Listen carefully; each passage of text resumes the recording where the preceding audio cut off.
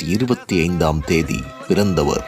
சாதிக்க வேண்டும் என்ற லட்சியத்தை மனதில் சுமந்து சிங்கார சென்னையை நோக்கி பயணித்தவருக்கு பல அவமானங்களையும் வேதனைகளையும் கடந்து தனது இலக்கை நோக்கி பயணித்தார்.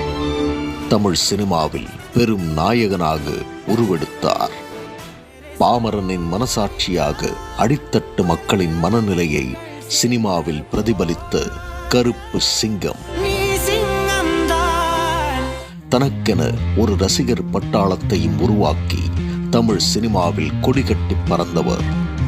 இன்று முன்னணி கலைஞர்களான விஜய், சூர்யா போன்ற ஸ்டார்களை ஆரம்ப காலகட்டத்தில் தன் கூட நடிக்க வைத்து அழகு பார்த்தவர்.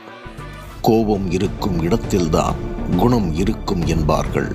இவருக்கு கோபப்பட மட்டுமில்லை, கொடை வள்ளலாகவும் இருக்க தெரியும். தெய்வத்தெல்லாம் நாங்க பார்த்ததே இல்லை. ஆனா நான் பார்த்த